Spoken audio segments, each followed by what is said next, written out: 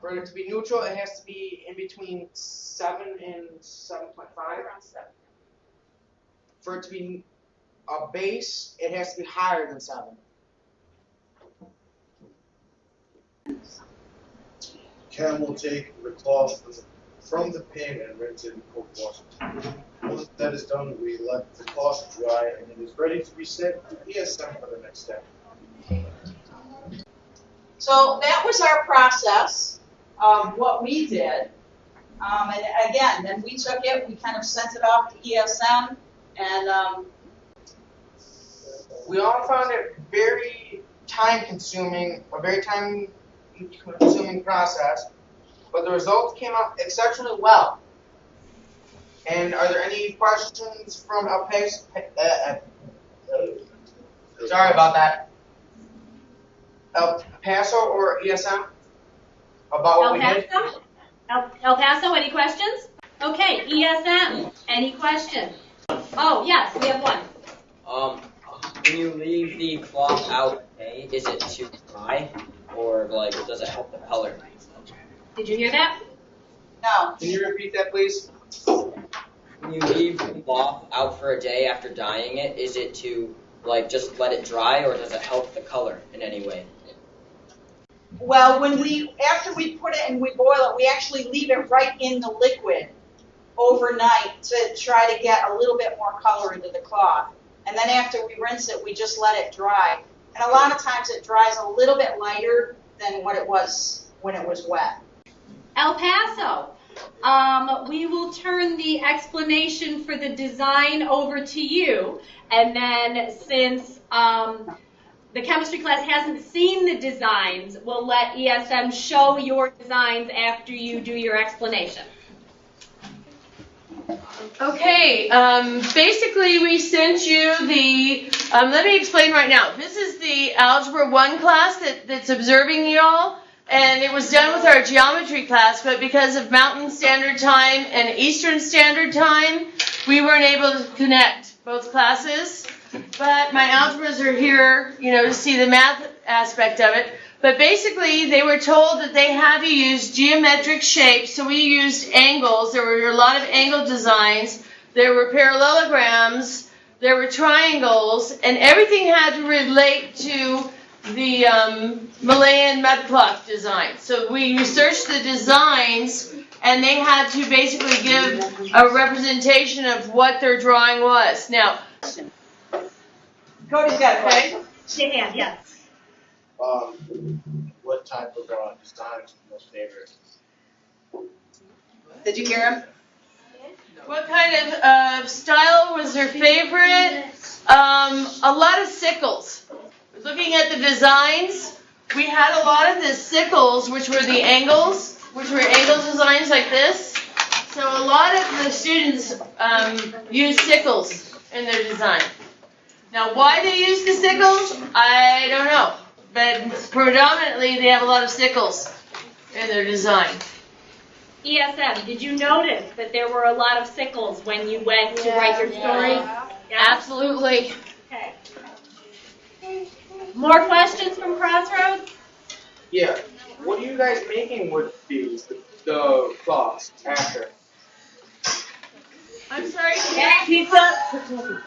That's what we're going to present in a minute. Basically, what our class did is we did the blueprints. So we came up with the actual design, and we tried to tie in the geometric aspects. Since it was a geometry class, we tied in the geometric aspect to the symbols of the mudcloth. Okay, so what I'm going to do now is I'm going to have ESM hold up the designs that he received from El Paso. And I'm going to kind of zoom in so that you can see the designs that we chose. So ESM, if you could just hold up the paper designs. All right, there's one of them. Just Pass them to Sierra. That will work. some of the designs. Can you see them okay? And petite rivière, if you could baisse la tête un peu. Your bunch. Your bun is in the shot. At least They were beautiful. I like this. We did choose the more traditional designs as opposed to the airplanes, laser guns. UFOs.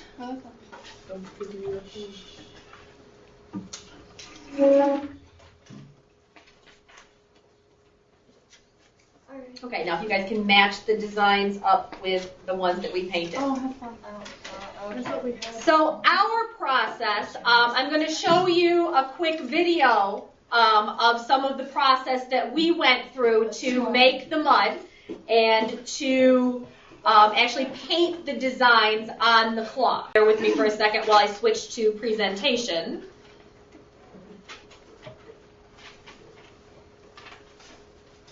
All right, uh-oh, it's not sending a signal. We have a PC problem. Make sure your PC is connected, is sending a signal. Yeah. There we go. We have to match the things. Oh. Okay, here we go. Hey. So that's the clay powder that we started with. That's not mine. That's Tori's sweater. But I mixed. Yeah. I paint. And we mixed the clay powder with black paint.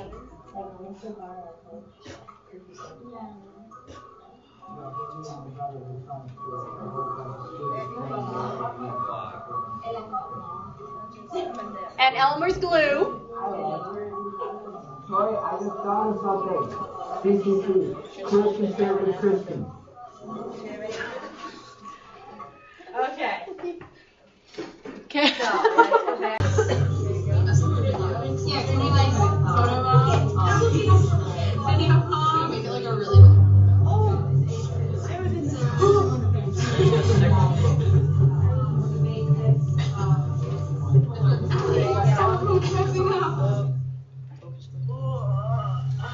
Okay, the music in the background was some Malian music, but you can see that was the process that they went through to paint, and that was the consistency of the mud paint mixture when we started. What I'm going to do now is have our students show how each design turned out. So you'll see the original design next to the painting that they did. And then I'm going to have them teach you a couple of the French words for the symbols that you created. So yeah, I know, Sierra, you're going to have to do the showing so that they can see it. Otherwise, it's not going to be very visible to them. So show with one with the other. I'll zoom it out just a little bit so they can see a little bit better. All right. So there's this. Can you see that okay? No. Thumbs up, thumbs down. Yes, no? Alright. Thumbs up, okay. Yay! Alright, I need the pictures of the things, guys. Okay, next We need to set. match them up. This. Okay. This one. Alright. This way. Here's actually, this goes with the give me the perfect. Some of the colors turned out just absolutely stunning. I believe that was the blueberry.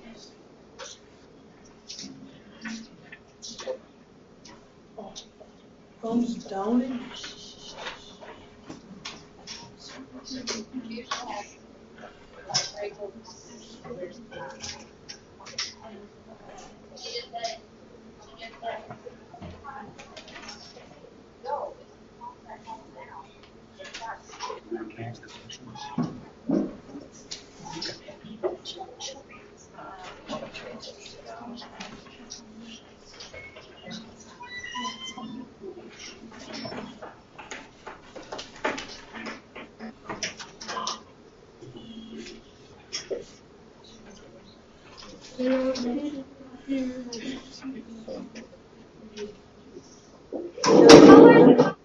Because we had only the black mud to work with, which we knew in advance. But your colors were beautiful that you did use for your designs.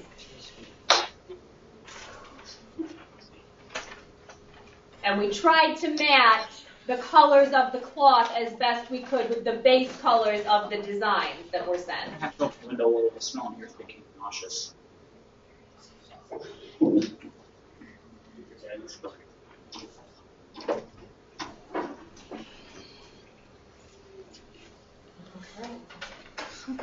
C'est tout? Do we teach? Oui, all right. And we're going to start with Zach. Okay, why don't you do 2, and then we'll move to the next group, so we can save on some time. Alright, this symbol on the cloths means peanut shells and cacahuete. Cook the cacahuete. Cook the cacahuete, yeah. There you go, those are peanut shells. And then alongside the peanut shells, there was also just normal peanuts. And those are just 3, well not 3, but just lines that symbolizes peanut, and that's a cacahuete. Okay. Does anybody want to try and say that? Cacahuete. Cacahuete. El Paso, you want to try it? Cacahuete. How'd you say it? Cacahuete. Cacahuete? Cacahuete. Cacahuete.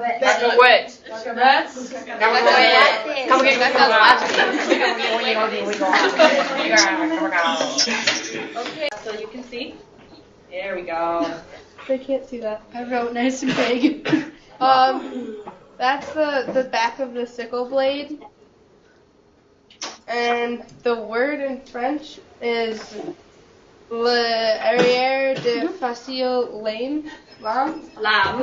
Fossil. Lam.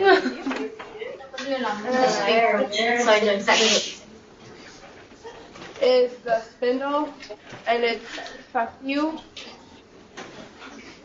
Yeah. Yeah. Okay, can you hold that up? There you go. There you go.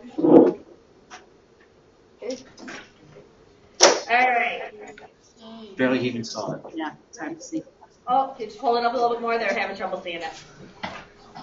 Wait, they can hear us? Spindle.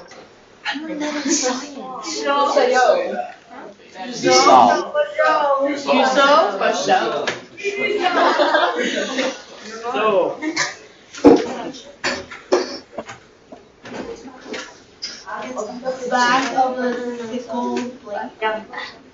Arrière de l'arbre fossil. La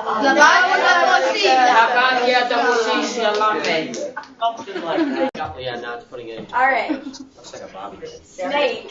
Well, On the back, it's snake is serpent.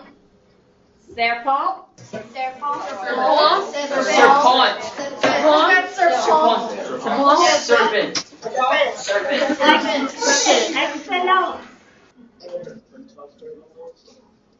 Iguana's elbow.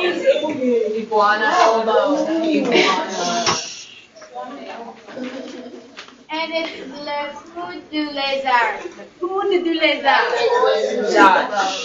Excellent. Okay, do we have one more group? Okay.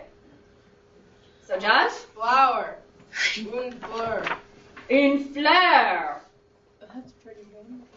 Can we get What up, flipper? Why are you closing the door?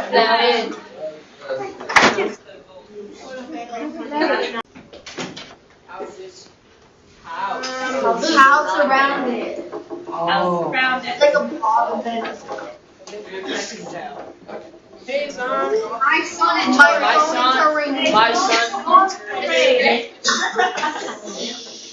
son and Therese.